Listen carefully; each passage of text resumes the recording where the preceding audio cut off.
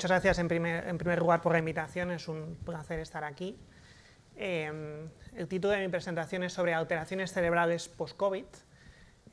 Primero revisaré de forma muy breve sobre SARS-CoV-2 y complicaciones neurológicas, luego ya me centraré en el síndrome post-COVID. Intentaré responder, y esta es la principal esquema de la charla, sobre si hay alteraciones cerebrales, si existen alteraciones cerebrales en relación con el COVID y también en concreto en el síndrome post-COVID. Y para ello revisaremos pues, estudios básicos y estudios anatomopatológicos, biomarcadores en sangre y también estudios de neuroimagen. Finalmente, hablaré sobre la fisiopatología y sobre el potencial uso de la neuromodulación cerebral no invasiva. Y luego finalmente acabaré con unas conclusiones. No estoy seguro si se me ha cargado la última versión de la presentación. ¿Puede ser? A ver. Esto es un poco... Sí, vale, perdón. Sí, disculpa. Entonces, a ver, voy a tirar para atrás. Aquí. Sí, vale, gracias.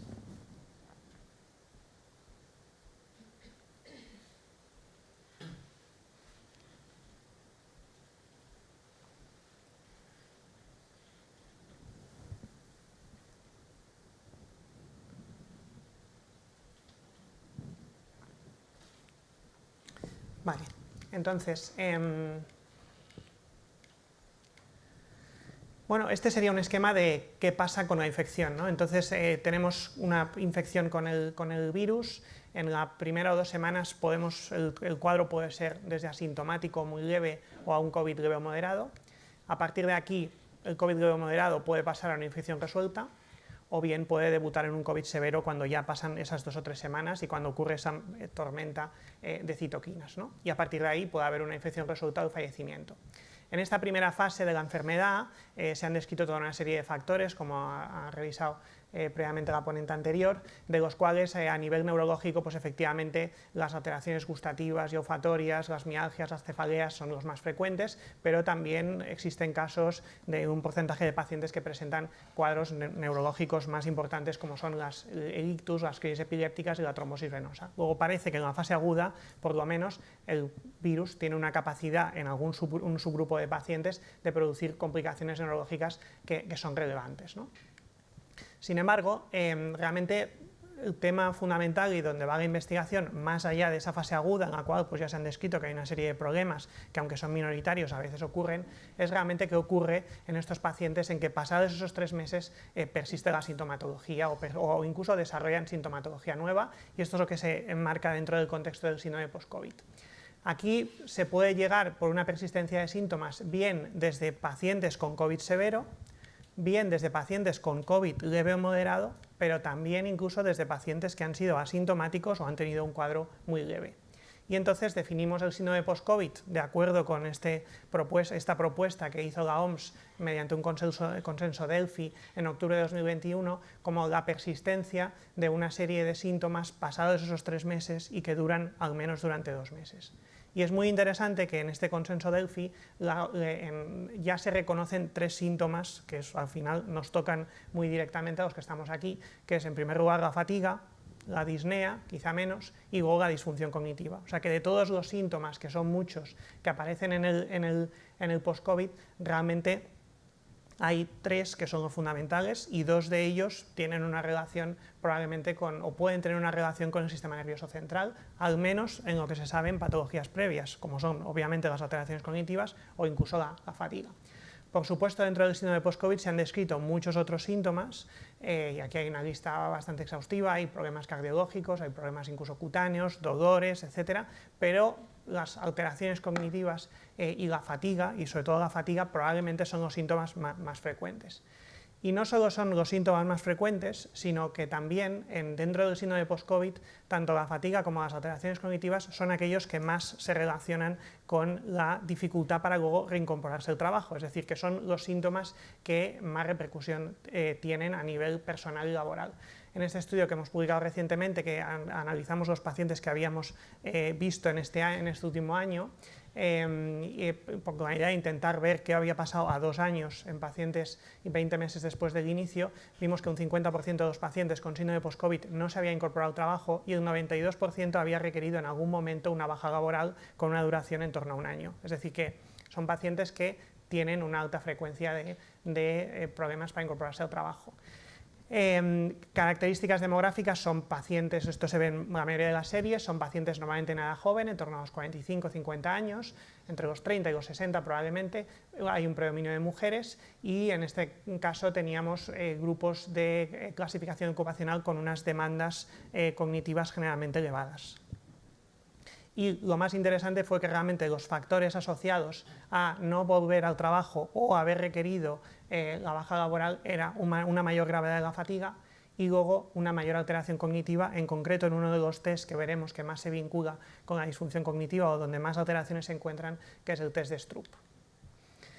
Esta es la otra gran sintomatología que ocurre, que es además de la fatiga, que son las alteraciones cognitivas, esto que se ha descrito como esa niebla mental, ¿no? Y en este sentido ya hay bastantes publicaciones y una de las primeras publicaciones de hecho fue realizada en Tarrasa, en el cual ya analizaban a las pocas semanas de la infección, ya analizaban la posibilidad de alteraciones cognitivas y luego se han ido publicando otros estudios ya que van demostrando que realmente hay una vinculación entre las alteraciones cognitivas y la infección y delimitando cuáles son esas características cognitivas que fundamentalmente pues, afectan en primer lugar a atención, velocidad de procesamiento, función ejecutiva y en segundo lugar a memoria episódica. Nosotros hicimos un primer estudio en el cual analizamos los 50 primeros pacientes que habían consultado por alteraciones cognitivas, excluyendo cualquier comorbilidad que pudiera repercutir en la exploración cognitiva o cualquier comorbilidad de tipo psiquiátrico, etcétera, o por supuesto cualquier queja cognitiva previa a haber padecido la infección. Y bueno, encontramos, el protocolo es un protocolo muy exhaustivo en el cual incluimos test administrados por neuropsicólogas expertas, sobre todo procedentes del proyecto de conormalización Neuronorma, una serie de escalas para evaluar otros aspectos como fatiga, depresión, calidad de sueño, ansiedad y un test objetivo de olfato, y luego una batería computerizada que es basada en el Vienna Test System, que está más centrada en todos los aspectos más atencionales con el objetivo de poder evaluar otros aspectos como es tiempos de reacción, cómo va cayendo la atención a lo largo de una serie de pruebas, etc.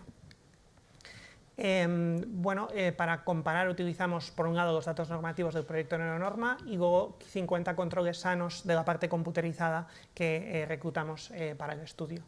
Y bueno, efectivamente encontramos diferencias en una serie de test, sobre todo más relacionados a nivel atencional y ejecutivo. En verde tenemos cuáles serían el porcentaje de déficits esperado de acuerdo con el criterio que utilizamos aquí como punto de corte, y en azul lo que vemos en la población COVID, es decir, post-COVID, es decir, que estamos hablando de que hay en algunos test 3-4 veces más frecuencia de lo esperado, que si utilizamos, pues, por ejemplo, un escalar de 5, pues sería un 5%, ¿no? Y lo mismo se reprodujo tanto en la parte de evaluación neuropsicológica más tradicional como también en la computerizada. En este primer estudio, ya yéndonos a las alteraciones cerebrales, evaluamos de forma visual las resonancias magnéticas. Y bueno, nos dimos cuenta que realmente eran resonancias magnéticas que analizadas visualmente no encontrábamos prácticamente alteraciones, lo cual es lógico en parte teniendo en cuenta pues, que es una población efectivamente pues, sin comorbilidades, generalmente joven y bueno, por ejemplo, mirando una escala de daño vascular, el 94% no tiene ningún daño y evaluando la presencia de microsangrados, que en algún estudio se ha podido vincular con el COVID, realmente solo encontramos en 2 casos y eran microsangrados aislados. Es decir, que parece que esa resonancia magnética, al menos visualmente, es normal, ¿no? Claro, sin embargo, realmente hay muchas otras formas, mucho más específicas, que no en quedarnos simplemente en una resonancia convencional para ver si hay alteraciones o no, ¿no? Entonces, en primer lugar, estudios básicos y anatomopatológicos, pues en los últimos 2 años se han publicado varios estudios relevantes en este sistema. Este es uno de ellos, en la cual, por un lado, utiliza unos ratones le somete a una infección respiratoria leve. Esa infección respiratoria está restringida a nivel, esa infección está restringida a nivel respiratorio, y encuentran alteraciones en la neurogénesis hipocampal, una disminución de oligodendrocitos y pérdida de mielina y una neuroinflamación prominente. Además, evalúa dentro de los factores que se relacionan con ese fallo en la neurogénesis, está un factor que es el CCL11, y evalúa en sangre en un grupo de pacientes, pocos, pero bueno, de forma preliminar, en 48 pacientes con síntomas cognitivos y 15 pacientes sin síntomas cognitivos, muestra que hay un aumento de CCL11. Luego, parece e hipotetizan que esto podría ser uno de los mecanismos por los cuales hubiera ese tipo de alteración. Además, la alteración que encuentran en la sustancia blanca generalmente es más de tipo difuso en el ratón y no es focal, como por ejemplo podríamos esperar en una esclerosis múltiple. Normalmente hay una serie de placas. Aquí no encuentran realmente esas placas, sino que encuentran un daño un poco más inflamatorio difuso, pero con una alteración en la sustancia blanca. Este es otro estudio, también publicado en la misma revista, en la cual realmente se centran en el epitelio olfatorio, pero probablemente sugieren que esto que encuentran puede extrapolarse también a otro tipo de problemas, y en concreto a los problemas cognitivos en el COVID, ¿no? Entonces analizan el epitelio olfatorio en hámsters infectados por COVID y en autopsias de humano, y encuentran toda una regulación a la baja de una serie de receptores olfatorios y de vías de señalización, y entonces plantean que esta podría ser realmente no tanto un efecto directo del virus, sino que a través de una serie de mecanismos inflamatorios de forma secundaria producirían una alteración no directa que incluso cambiaría la arquitectura nuclear, y esto podría sugerir esas alteraciones más persistentes, ¿no? Esta es la conclusión, por ejemplo, del trabajo de Fernández Castañeda, en el cual al final concluyen que encontramos que incluso una infección respiratoria leve, esto estamos hablando de ratones, pero puede inducir una prominente elevación de múltiples citoquinas y quimiocinas que juntas producirían una reactividad tanto en la microglía, en la sustancia blanca subcortical, como también en regiones hipocampales. Y de hecho, la administración del CCL11 produce específicamente un daño a nivel hipocampal y no a nivel de la sustancia blanca. Algunos otros estudios, por ejemplo, utilizando modelos experimentales con organoides cerebrales, y en este caso también con tejido humano, encuentran realmente que el virus, tanto de forma directa, el propio virus, como indirecta a través de estos mecanismos inflamatorios, tendría un efecto bastante particular o bastante no específico, pero bastante característico, o un cierto tropismo sobre los astrocitos, que, como sabéis, es una célula que tiene múltiples funciones, incluido el soporte neuronal, y por lo tanto se piensa que esa afectación, ese tropismo por el astrocito, de forma secundaria induciría o podría inducir una pérdida neuronal. Y de hecho, uno de los marcadores que vemos aquí es el GFAP, que, como veréis luego, hay algún estudio que lo ha intentado evaluar en sangre. Este es otro de los estudios a nivel experimental, en el cual utiliza tejidos cerebrales de pacientes fallecidos por COVID-19 y una serie de modelos in vitro, y de forma similar encuentran que el SARS-CoV-2 detectado en algunos pacientes tiene preferencia por infectar a los astrocitos, y esto al final produce una serie de cambios metabólicos, de una reducción de la neurotransmisión glutamatérgica, etc. Es decir, que parece que dentro de ese efecto, tanto directo o indirecto a nivel inmunológico, sobre todo tendría particular tropismo por los astrocitos, y de forma secundaria induciría toda una serie de cambios tanto a nivel de neurotransmisores como a nivel metabólico. Claro, esto hasta ahora nos estamos basando en modelos experimentales, bien en el modelo de ratón o bien en organoides cerebrales, o pacientes que han fallecido por COVID, que quizás pueden no ser lo más parecido, evidentemente, al paciente que tiene el síndrome post-COVID, ¿no? Este es otro ejemplo de casos severos fallecidos por COVID, en el cual se centran en el plexo coroideo y encuentran una reactividad inflamatoria con cambios microgliales y cambios astrocitarios, y plantean que esto podría ser un mecanismo.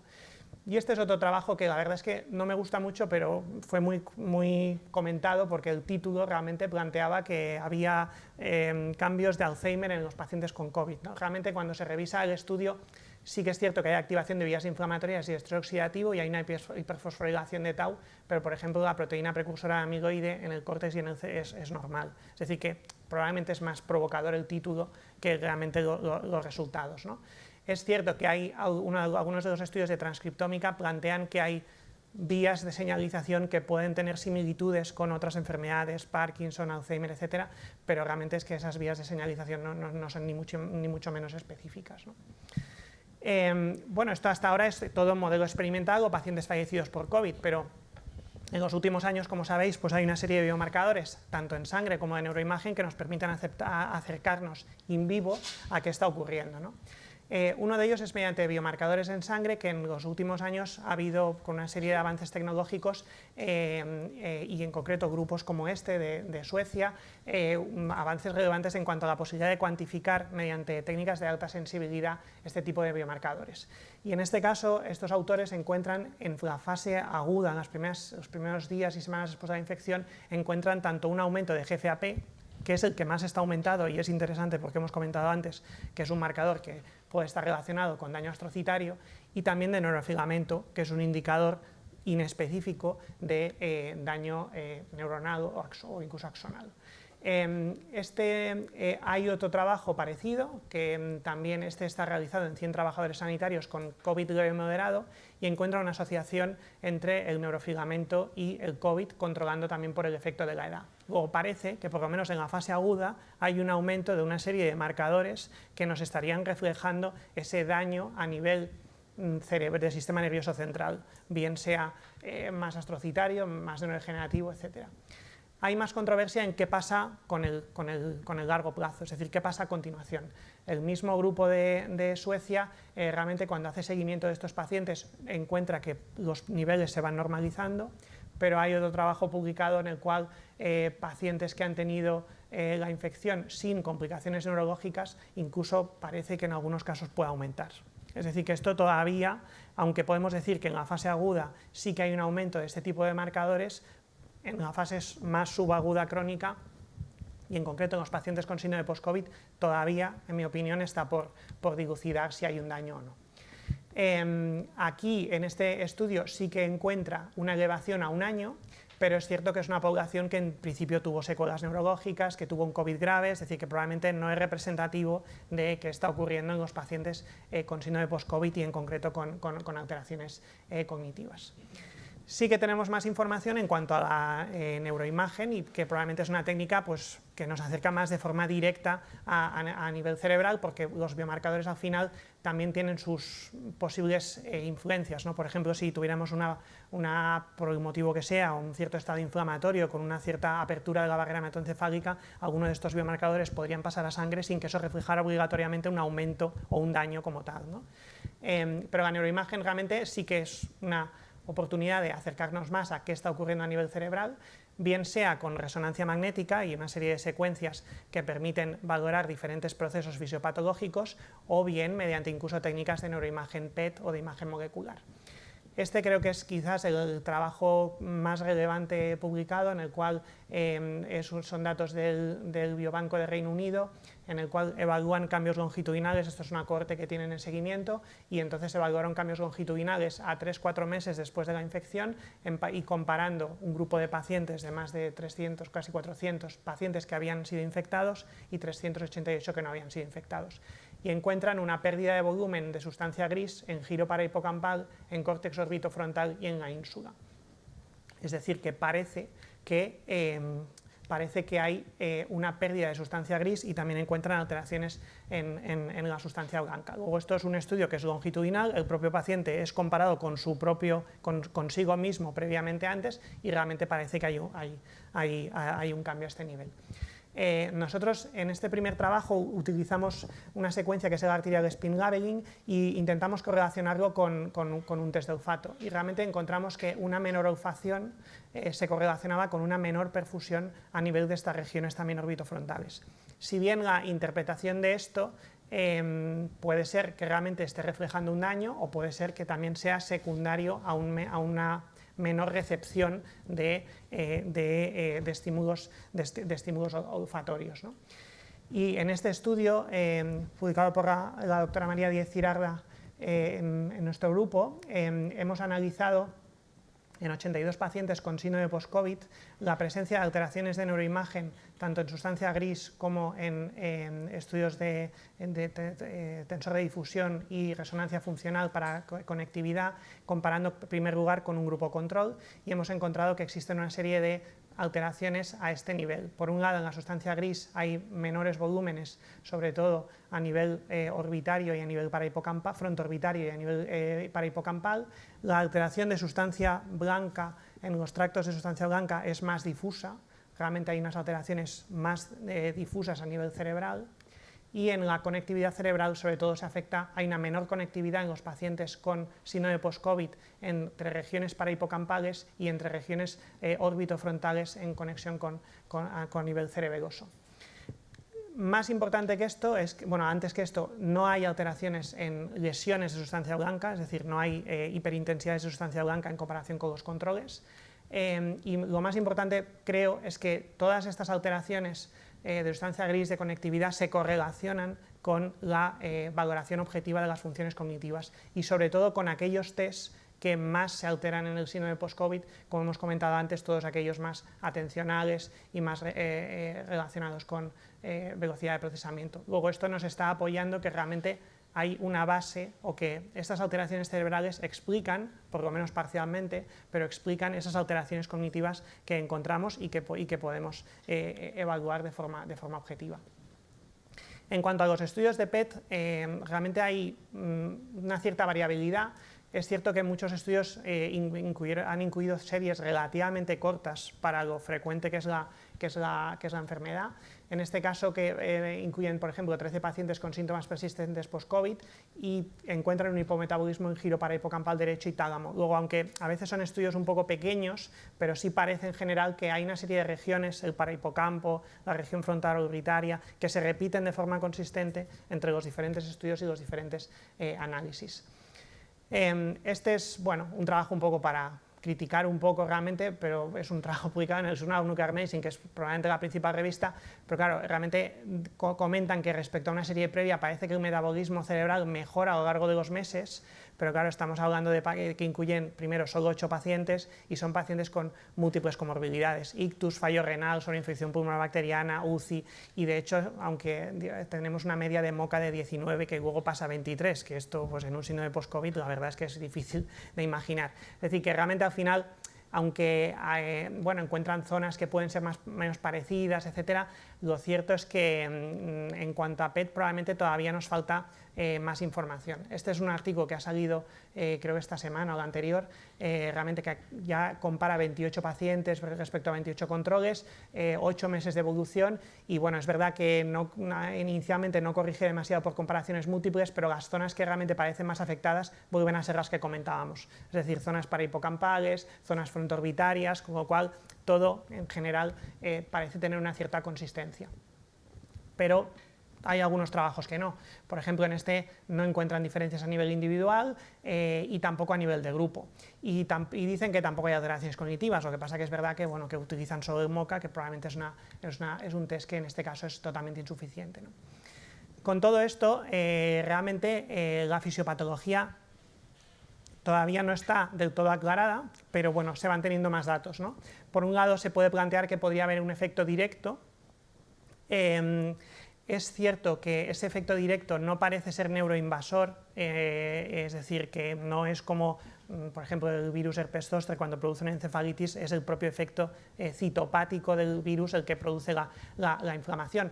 Pero no está tan claro si, aunque no tenga un efecto directo, quizás fragmentos virales que puedan pasar al sistema nervioso central, eso sí que pueda generar una cierta reacción inflamatoria. Porque en ese sentido, en estudios que se han hecho de autopsia, aunque a veces no han encontrado el virus como tal, sí que han encontrado algunos fragmentos y probablemente eso sí que podría explicar parte de la reacción inflamatoria. Otra vía de fisiopatológicas, y que es la que probablemente se le está dando más importancia, es esa inflamación sistémica que tendría luego su consecuencia a nivel cerebral, a nivel de la neuroinflamación. También probablemente habrá pacientes que la hipoxia puede haber jugado un papel importante. Hay que tener en cuenta que la hipoxia, por ejemplo, una de las zonas más sensibles al daño hipóxico es el propio hipocampo. y luego también hay factores probablemente relacionados con daño endotelial, alteraciones de coagulación, formación de microtrombos, que pueden también justificar parte de los hallazgos, ¿no? Quizás estamos ante un virus muy complejo y realmente probablemente no haya un solo mecanismo, puedan jugar varios mecanismos e incluso puede haber que subgrupos de pacientes predomine un mecanismo u otro, ¿no? A lo mejor pacientes hospitalizados en UBI con ventilación asistida, la hipoxia puede haber jugado un papel muy relevante, y a lo mejor en otros pacientes que han pasado el COVID de una manera más leve, como decíamos, luego hay que matizarlo, pero bueno, que no han tenido que ingresar, probablemente no han tenido esa hipoxia, quizás esos mecanismos más neuroinflamatorios pueden jugar un papel. Y esto quizás podría relacionarse también con el hecho de que la mayor parte de las series post-COVID realmente es más frecuente en edad joven, es más frecuente en personas no hospitalizadas e incluso en un 80% en mujeres que normalmente tienen más susceptibilidad a cuadros inmunológicos, ¿no? Este es un artículo reciente de Avindranath en Science y bueno, resume un poco las posibles vías fisiopatológicas, ¿no? Por un lado, que hay una neuroinflamación generalizada, que la presencia del virus probablemente es limitada, aunque podría jugar algún papel en algunos casos también, el daño endotelial a nivel de los vasos sanguíneos, que al final aparece un daño neuronal, aunque todavía no está claro cuáles son los mecanismos que más predominan en este daño, y quizás en algunos casos también la generación de algún autoanticuerpo, que todavía es algo que está por determinar. Y luego también se plantea la posibilidad de que haya pacientes que puedan ser más susceptibles en función del estado inmunológico, de posibles comorbilidades preexistentes, e incluso en otra vía fisiopatológica que se habla es la posibilidad de que haya algún tipo de reactivación de algún otro tipo de infección viral latente. Claro, con todo esto, el hecho de que existan alteraciones cerebrales, que yo creo que cada vez está más demostrado, y que esas alteraciones cerebrales se puedan vincular con alguno de estos síntomas, plantea realmente si esto se podría aprovechar de alguna manera desde el punto de vista del tratamiento. En este sentido hay muchos ensayos clínicos en marcha de todo tipo, ejercicios, programas de rehabilitación. Esta lista no es exhaustiva, pero bueno, algunas cosas que me han parecido interesantes: suplementos nutricionales, oxígeno hiperbárico, algunos fármacos diferentes, antivirales, que este es un ensayo que ha aparecido hace poco y que se va a hacer en Estados Unidos con más de 1000 pacientes y que realmente está basado en la hipótesis de que quizás uno de los mecanismos que pueda ser un desencadenante ante esa persistencia inflamatoria a lo largo del tiempo pueda ser la persistencia bien del virus en reservorios o bien de fragmentos virales. El entrenamiento cognitivo es otra de las estrategias. En los casos con afectación respiratoria se han propuesto una serie de medicamentos como el montelukast, y puesto que parece que puede haber unas alteraciones cerebrales tanto estructurales como funcionales, esto plantea la posibilidad de si terapias de neuromodulación no invasiva podrían tener un papel en el tratamiento, al menos de los síntomas, ¿no?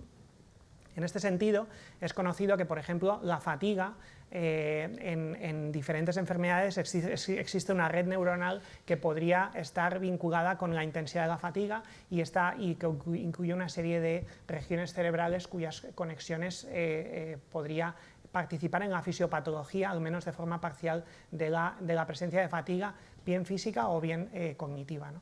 Y en este sentido hay diferentes estudios en marcha o realizados utilizando técnicas de neuromodulación, sobre todo con estimulación transcranial eléctrica. Nosotros hemos hecho un estudio en el cual el objetivo principal fue evaluar el efecto de esta neuromodulación no invasiva en la fatiga persistente asociada a COVID en comparación con placebo, mirando unos objetivos secundarios en cognición, depresión, calidad de vida. Fue un ensayo clínico randomizado, doble ciego, para evaluar ese efecto en la fatiga. Utilizamos una estimulación a nivel del prefrontal dorsolateral izquierdo, controlado con sham, y probando 8 días de estimulación para ver si realmente podía haber un efecto. Este es el protocolo resumido del estudio. Los pacientes eran evaluados a nivel basal con la MFIS como escala de fatiga, la depresión de Beck, el Stroop y una escala de calidad de vida. Se randomizaban y después de la última sesión, que era en 2 semanas, se volvía a hacer las mismas escalas y se volvía a evaluar al mes. La población pensamos que es bastante representativa del síndrome post-COVID. Encontramos, como no se estratificó por sexo ni por meses de evolución, luego esto se controló en los análisis estadísticos, pero vamos, son sobre todo más presencia de mujeres con una edad media en torno a 40-45 años. Y generalmente en torno a un 15-20% de hospitalizados. No hubo diferencias en las variables basales en cuanto a fatiga, etcétera, entre los diferentes grupos. Y sobre todo encontramos una diferencia en la fatiga física, siendo la interacción tiempo por grupo significativo, con una mejoría después de acabar el tratamiento y con una persistencia de la mejoría al mes de evolución.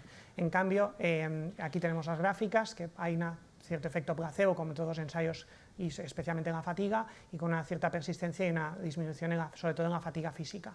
No encontramos alteraciones significativas en la fatiga cognitiva.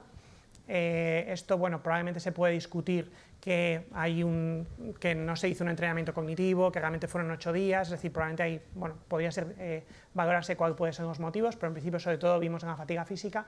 En el Stroop realmente no vimos diferencias, aunque es verdad que hubo mucho efecto de aprendizaje. Sí que hubo una diferencia en depresión, sobre todo al acabar el tratamiento, que fue también significativo, y no hubo diferencias en calidad de vida, que esto es consistente con estudios de muy corta duración en los que en principio no tiene tanta repercusión como para incidir en la calidad de vida.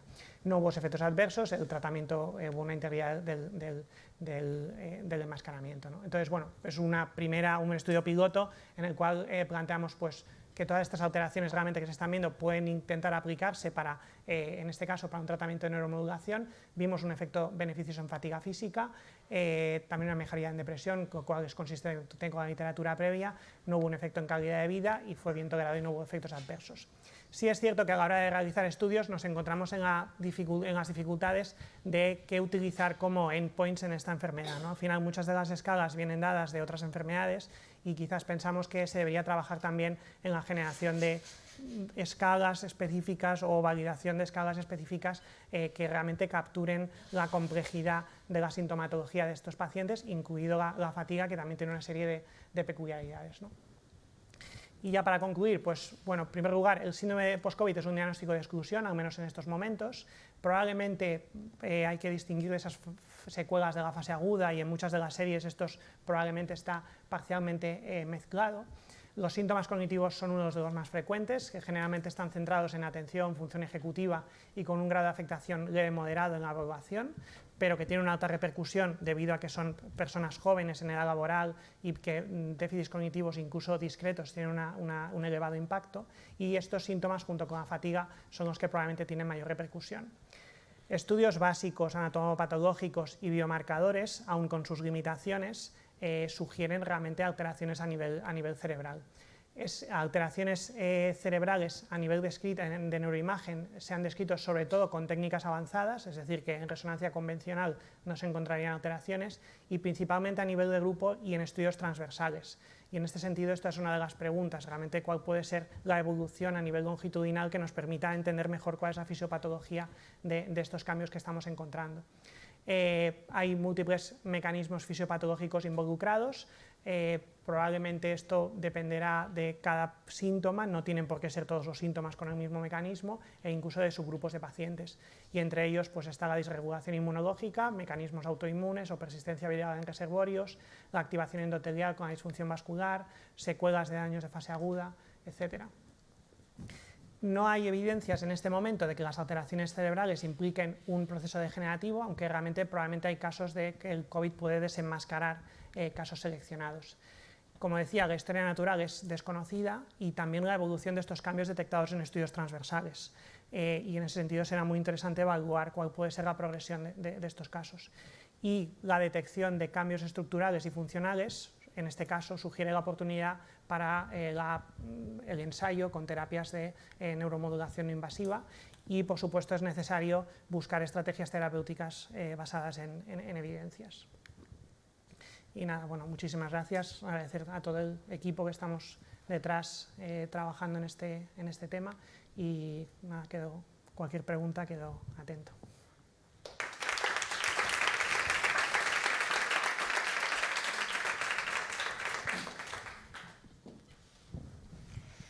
Muchas gracias, doctor Matías.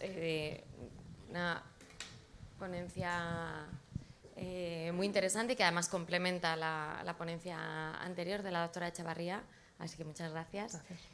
¿Alguna pregunta? tenemos unos minutos antes del café, que a todos nos apetece, pero hay que aprovechar que lo tenemos aquí. Bueno, empiezo yo. Yo tengo muchas preguntas, tengo muchas dudas bueno, ya tendré la oportunidad luego en el café o en otro momento de hacerlas para no acaparar tu tiempo aquí. Una de las dudas que me surgen es si habéis visto o intuís o tenéis pensado estudiar si estos cambios cerebrales en diferentes marcadores, en sangre, en diferentes células o en conectividad, si esperáis que con la remisión de los síntomas o con la mejora de los síntomas desaparezcan o seamos incapaces de detectarlo, por lo menos porque se reduzcan. No sé si tenéis algún estudio en este sentido o esperáis verlo. O sea, sí, o sea, hay que mirarlo esto. Ahora mismo no sabría, no lo sé. Es decir, también a veces los pacientes pueden mejorar porque haya mecanismos de compensación, es decir, que realmente no está muy claro cuál es la progresión de esto. Realmente todos los estudios que hay después del COVID han sido transversales. Claro.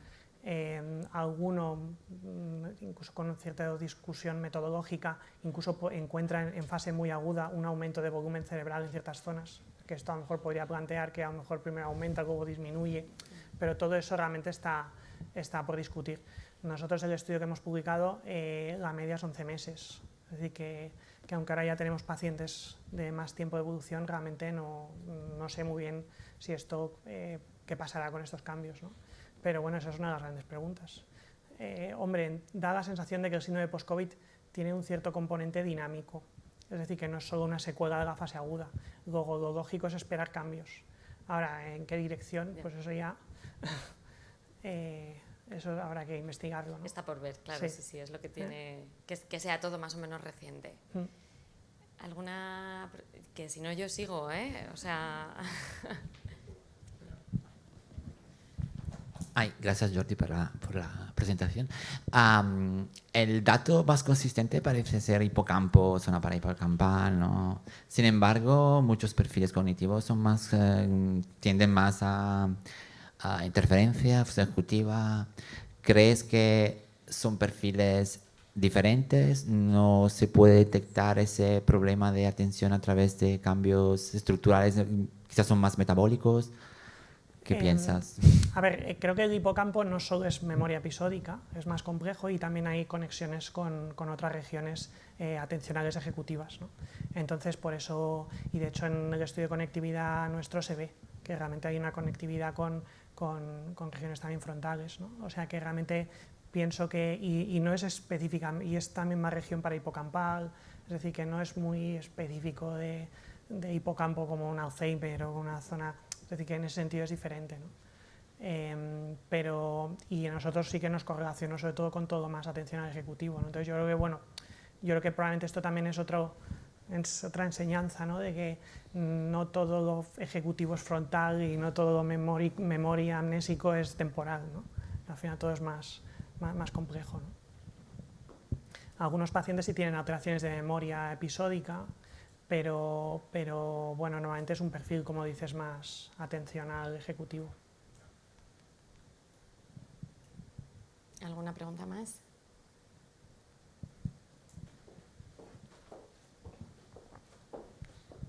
Muchas gracias por tu presentación.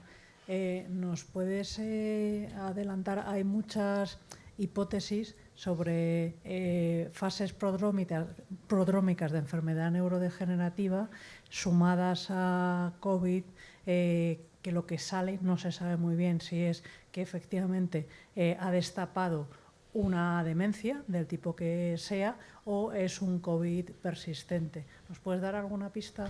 Sí, yo creo que el COVID persistente es un perfil que es diferente de una enfermedad neurodegenerativa. Es decir, la demografía es diferente, estamos hablando de gente joven. En cambio, es decir, es raro un COVID persistente en alguien de más de 65 o 70 años. Más de 70 ya es raro y siempre hay que pensar en una neurodegenerativa. Nosotros hemos tenido algunos casos muy interesantes, de hecho uno que publicamos porque además fue uno de los del principio, que era una señora que no tenía ningún tipo de repercusión cognitiva previa, tenía una vida superactiva, 67 años, daba clases en la universidad, en fin, nada, ningún tipo de alteración cognitiva. Tiene el COVID, está 90 días en cuarentena, cuenta todo lo del post-COVID, es decir, pues esto de que les cuesta leer, que se pierde, que no se puede concentrar, etc. Y la familia y ella empieza a contar, a una amiga más bien, alguna pregunta reiterativa, etc. Bueno, entonces le hacemos el estudio cognitivo. El estudio cognitivo es un patrón hipocampal. Hacemos resonancia, normal. PET-FDG, visualmente normal. Biomarcadores en líquido, Alzheimer. Y esta señora ya lleva un año de evolución y ya inicialmente mejora, cognitivamente hay una cierta mejoría, es decir, que como que se libera un poco del post-COVID, y luego realmente esta señora luego ya el déficit de memoria ha sido mucho más prominente y es un Alzheimer.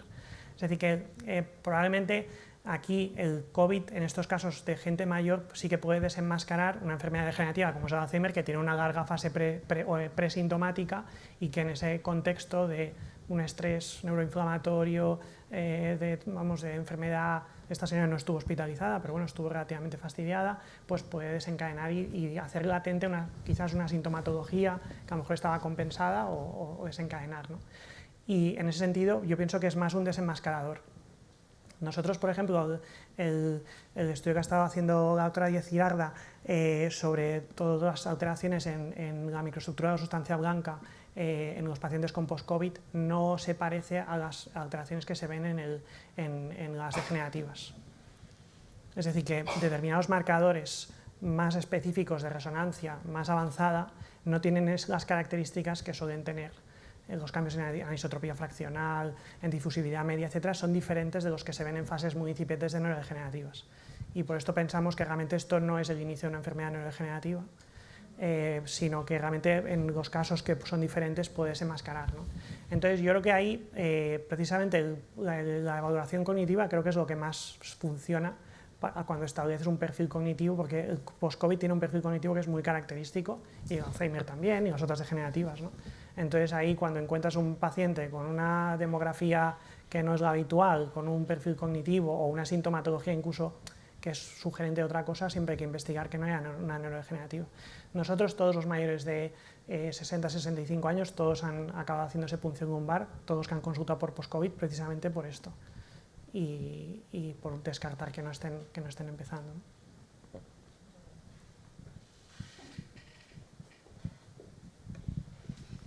También felicidades por todo lo que has presentado, y te quería preguntar por un artículo que habéis publicado recientemente, que era sobre el impacto funcional, que tú lo has presentado al principio, ¿no? Que pienso que esto es algo realmente muy relevante, sobre lo que tendremos que hacer más incidencia por las implicaciones que tiene para todos los afectados, y que he visto que los datos que presentabas, sobre todo la relación la encontrabas con el Stroop. Y bueno, me gustaría que profundizaras un poco más, si realmente era por velocidad de procesamiento, si era por velocidad de procesamiento o por la inhibición, o era por ambos aspectos, y cómo se comportaban el resto de pruebas neuropsicológicas en la batería que administrasteis.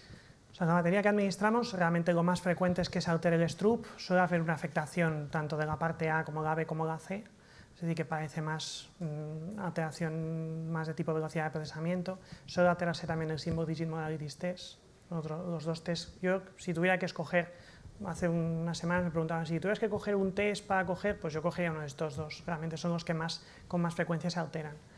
Y luego todo lo que, y esos son los test realmente más alterados.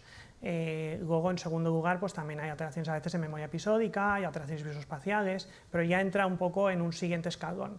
Es decir, que diríamos que, de hecho, en uno de los artículos que tenemos en revisión hemos hecho un análisis de clustering para intentar identificar subgrupos, y realmente no hay subgrupos. Es decir, esto es bastante consistente, y bastante consistente en el cual casi toda hay una alteración en atención, velocidad de procesamiento, y una vez que pasas eso, los pacientes que ya están peor, pues ya se puede alterar a veces memoria episódica, a veces ya más test de función ejecutiva más compleja, etcétera, y a veces incluso visoespaciales. Entonces, claro, aquí un poco lo que intentamos ver es comparando en el trabajo comparando los que habían podido volver a trabajar, los que habían no, etc. Y claro, es interesante porque realmente las dos pruebas que más discriminan es el Stroop y luego la escala de fatiga. Y en cambio otros aspectos como depresión, ansiedad, etc., todo eso no parece jugar un papel por lo menos tan relevante. Entonces, realmente todo esto pienso que apoya que bueno, hay una serie de síntomas como fatiga y alteraciones cognitivas que, además de ser los más frecuentes, de acuerdo con la propuesta de la OMS, son los que más repercusión tienen, ¿no? Bueno, muchas gracias, doctor Matías. Lo dejamos aquí porque vamos casi perfectos de hora, cosa que es de agradecer en jornadas de este estilo. Muchas gracias por tu presentación, gracias por estar aquí con nosotros y luego tendremos oportunidad en la mesa redonda final de seguir ahondando en algunos de los temas que hemos comentado esta mañana.